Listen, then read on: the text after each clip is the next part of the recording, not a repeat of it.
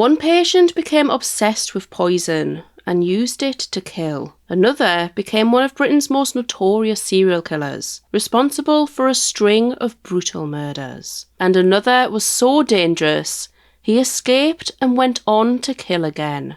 This is Broadmoor Hospital. Built in 1863 and tucked away in the Berkshire countryside, Broadmoor is one of the most secure psychiatric facilities in the UK. Today, it treats only men over the age of 18, but for over a century, men and women were housed here side by side. In this video, we're uncovering the stories of some of Broadmoor's most dangerous and notorious former residents, individuals who were eventually transferred or who lived out their final days within these walls. But we're only scratching the surface of these cases in this video. So if you'd like more in-depth coverage of any of these cases, then let me know down in the comments. But first, let's explore some past inmates or patients of Broadmoor Hospital. The first inmate we'll explore is perhaps the most infamous name ever to be associated with Broadmoor Hospital. A man who spent more than half of his adult life there, Peter Sutcliffe, also known as the Yorkshire Ripper. Between 1975 and 1980, Sutcliffe terrorised the north of England, murdering 13 women and attacking 7 more. His victims ranged in age from just 16 to 47. Despite one of the largest manhunts in British history, Sutcliffe managed to evade detection for years. He was interviewed by police at least 9 times during the investigation, yet he was repeatedly ruled out as a suspect. This was partly due to a hoaxer known as Wearside Jack, who sent police fake recordings and letters, leading investigators down the wrong path. I'm Jack. I see you are still having no luck catching me. I have the greatest respect for you, George, but Lord, you are no nearer catching me now than 4 years ago when I started. I reckon your boys are letting you down, George. They can't be much good, can they? In the end, Sutcliffe wasn't caught through forensic breakthroughs or profiling, but by chance. On the 2nd of January 1981, police officers stopped his car because it had fake number plates, and inside, he had a sex worker with him. He was arrested, and soon after, he confessed. Before his interrogation, he asked to use the toilet, using the opportunity to hide a hammer, a knife, and rope behind an oil tank. These weapons were discovered by police the following day. After his trial in 1981, Sutcliffe was sentenced to 20 life sentences with a minimum term of 30 years, which was later increased to a whole life order, meaning he would never be released. But he didn't get sent straight to Broadmoor. He initially began his sentence in HMP Parkhurst. While in prison, Sutcliffe claimed he had been hearing voices, stating he was on a divine mission from God to kill sex workers. However, not all of his victims were. In 1984, he was diagnosed with paranoid schizophrenia, leading to his transfer to Broadmoor, where he spent the next 32 years. And life inside wasn't quiet for him. Despite being in a high-security hospital, Sutcliffe was a target. He was attacked multiple times by other patients, with one assault so severe that he lost the sight in his left eye. Then, after 3 decades, a medical tribunal ruled that he was no longer mentally ill enough to require hospital treatment, so he was transferred back to a high-security prison, HMP Frankland, where he eventually died in 2020 from COVID. He wasn't targeting enemies. He was targeting strangers. This is the case of Daniel Gonzales, also known to friends as Zippy. He murdered 4 people in a series of random attacks, eventually breaking into random houses and attacking victims without warning. He later said he was inspired by a horror character and wanted to become one himself. Daniel became known as the Freddy Krueger killer, a nickname taken from the horror character that he was reportedly obsessed with. In September 2004, Over the course of just a few days, he carried out a series of random attacks across London, targeting complete strangers. Armed with a steak knife and driven by violent fantasies, Daniel first attacked Peter King while he was walking his dog with his wife in Portsmouth. The attack was sudden and unprovoked. Thankfully, Peter survived his injuries, but this was only the beginning. His next victim was 73-year-old Marie Harding. As she walked home alone in Worthing, Daniel, reportedly wearing a hockey mask, stabbed her in the back and throat. She later died from her injuries, and before he fled the scene, he stole her purse. Then, the following day, Daniel travelled to London, where he stole 2 large kitchen knives from a department store on Oxford Street. At around 5:30 a.m, he came across 46-year-old Kevin Molloy, walking alone along Tottenham High Road. Daniel again attacked without warning, stabbing him to death in the face, chest and neck. And just hours later, this violence escalated again. Daniel broke into a home in Hornsey in North London, where he attacked Kumis Constantinou. Despite suffering multiple stab wounds and bite marks, Kumis managed to fight him off and survive. But the attacks didn't stop there. Later that same day, Daniel entered a home in Highgate, belonging to 75-year-old Derek Robinson and his wife Jean. Both were brutally murdered inside their own home.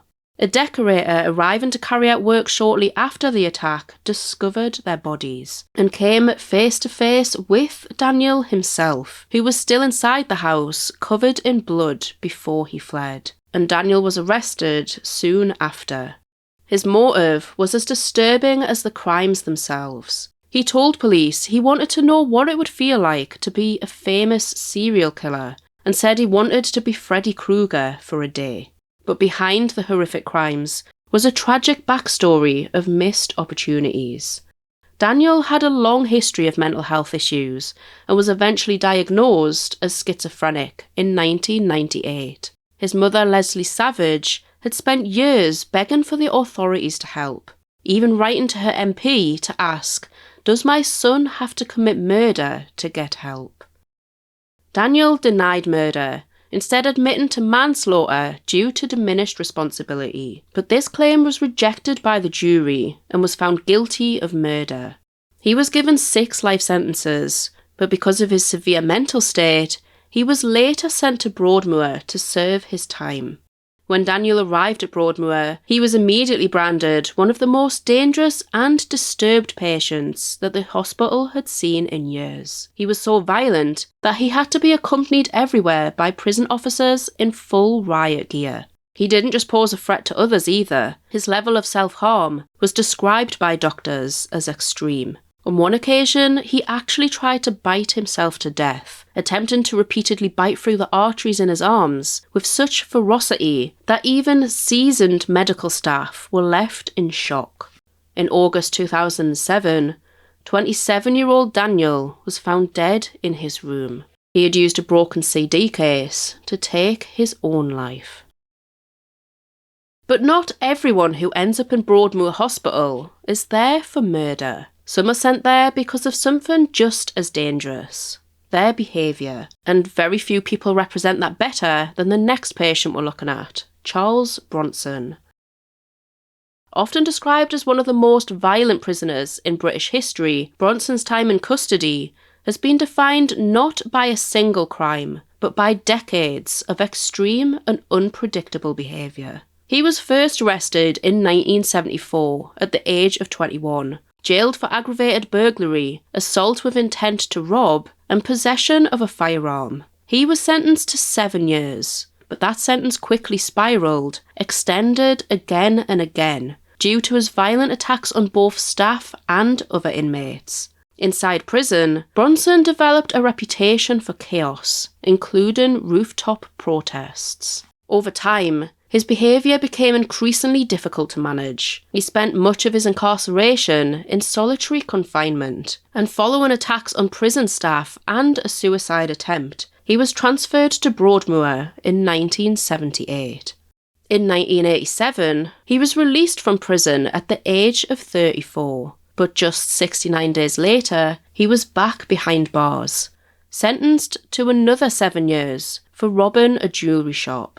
And then he was released again in 1992, but within weeks he was jailed once more, this time for 8 years for the intent to steal. From that point on, he has remained in custody largely due to the violent offences committed while already behind bars. In one incident, he held a prison governor hostage for nearly 2 days. And in 2000, he was given a discretionary life sentence with a minimum term of 4 years for taking prison teacher Phil Danielson hostage for 44 hours. Since then, the parole board has repeatedly refused to release him. After his 8th review made history as one of the UK's first public hearings in 2023, he is now in the middle of his 9th attempt at freedom. More than 5 decades after being imprisoned, and now known as Charles Salvador, he remains behind bars, not because of the crime that put him there, but because of everything that followed. Some of the men sent to Broadmoor left behind scenes so disturbing, even experienced investigators struggled to comprehend them. This is the case of Anthony Hardy, also known as the Camden Ripper.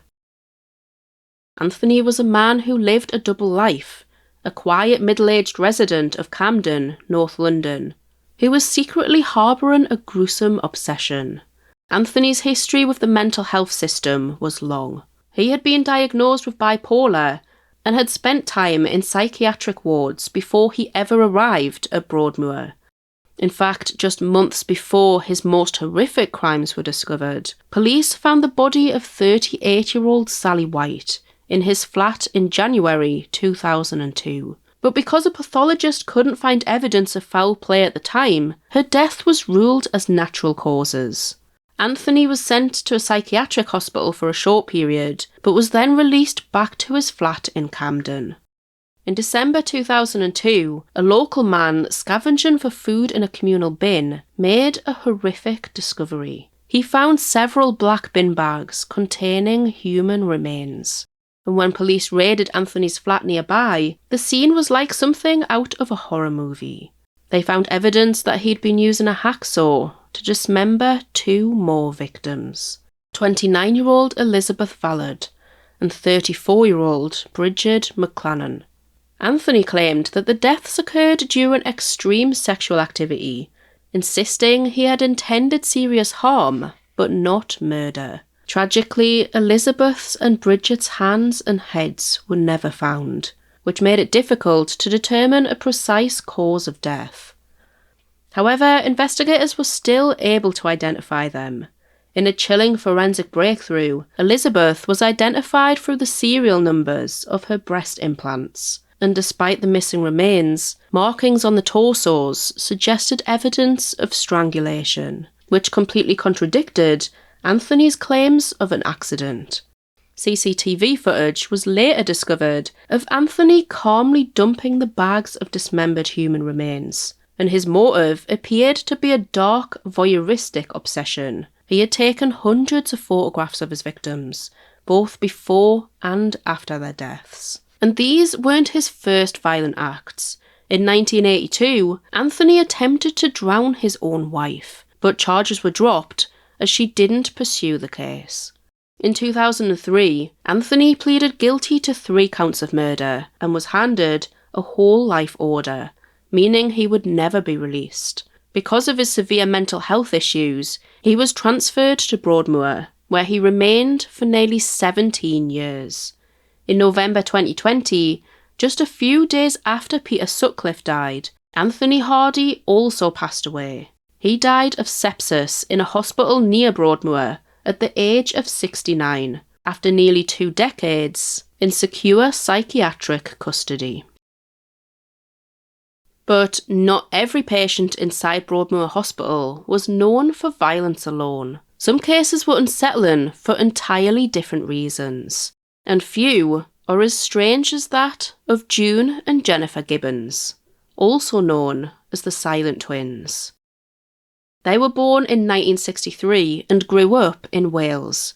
June and Jennifer were late at speaking and shared a speech impediment which made them difficult to understand. And with time, they made a silent pact that they would never speak to anyone but each other. They spoke in a high-speed, private language that even their parents couldn't understand. And they're always shy, and they're not, not speaking. Well, they spoke, but we couldn't understand what they were saying. Yeah. But that's the trouble. And then when they knew that we couldn't understand, they went back in the shell, We had our language. Me and my sister spoke. We knew what we were saying. My mother had to guess what we were saying.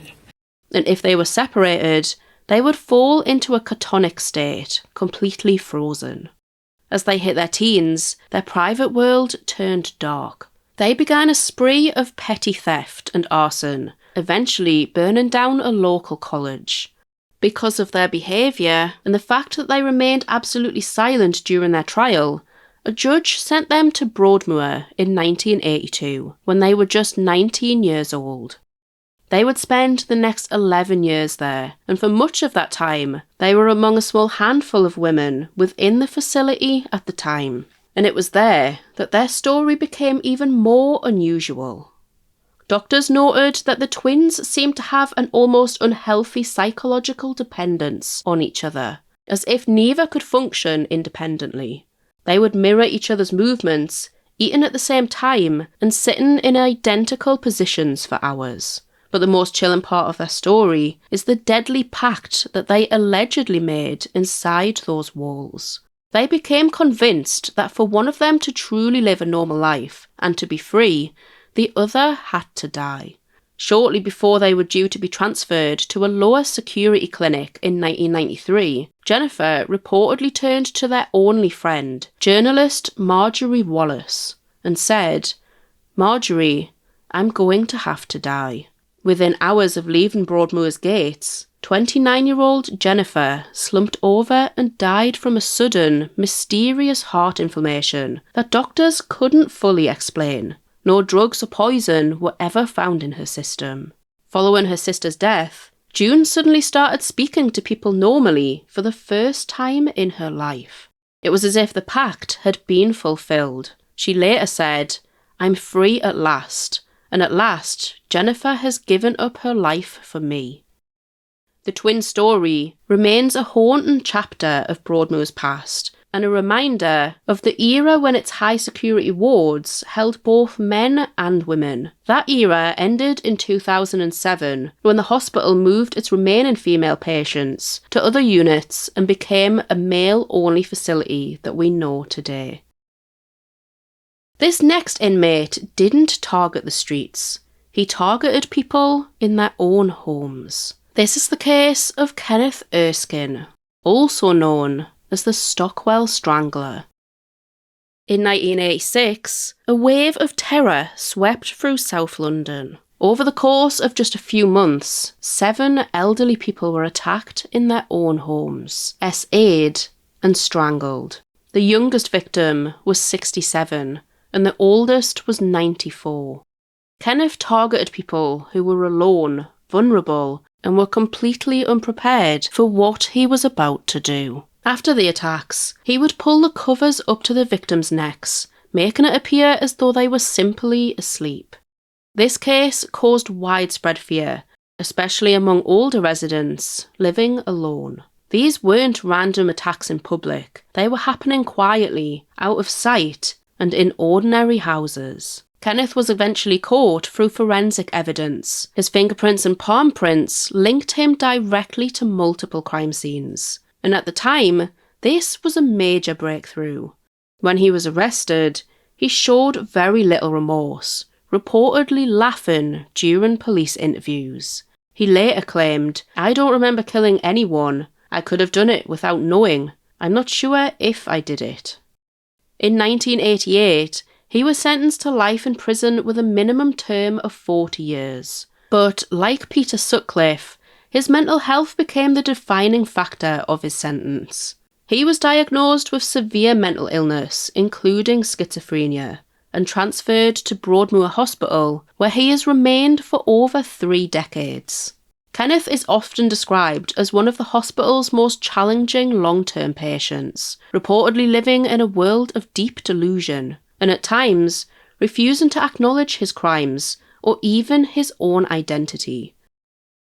In 2009, his murder convictions were reduced to manslaughter on the grounds of diminished responsibility, though this changed nothing about his detention.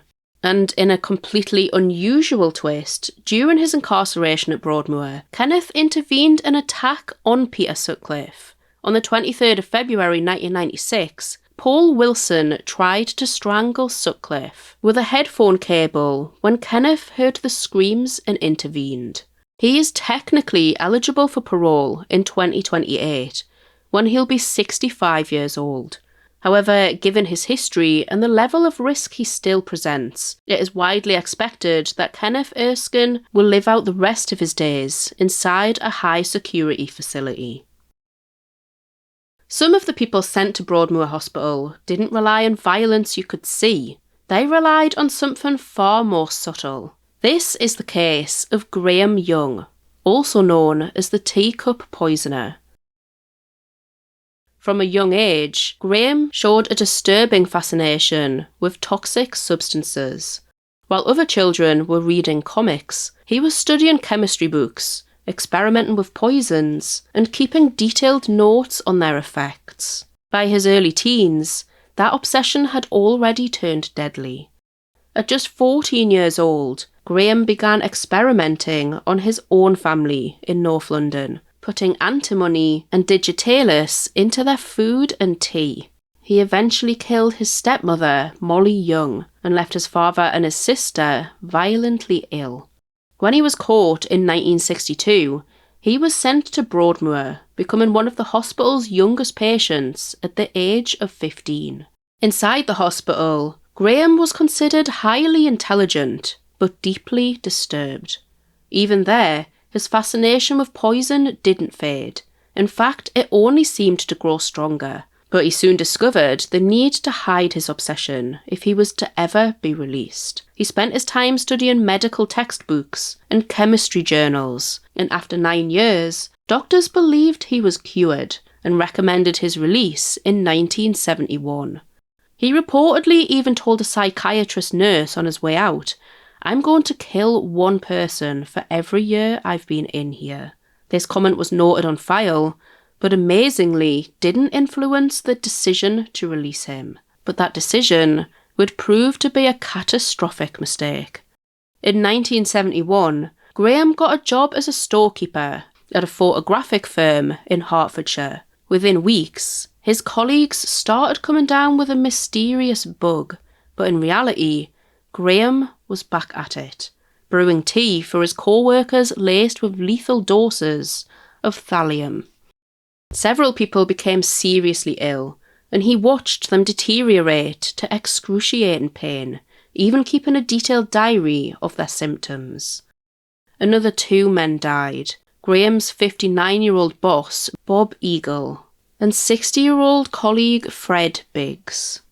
Bob's condition had even started to improve while he took time off work to recover, but as soon as he returned to work, his condition quickly deteriorated again.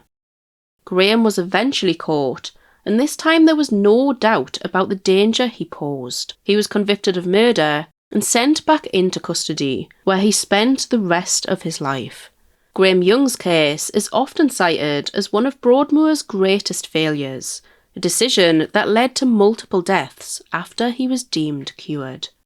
He was then sent to Parkhurst Prison, where he died in 1990. And while his official cause of death was recorded as heart failure, some have questioned whether the man who poisoned so many others may have ultimately met the same fate himself. Finally, we come to the man who changed the face of Broadmoor's security forever. If you've ever wondered why this hospital became so famous for its air raid-style sirens,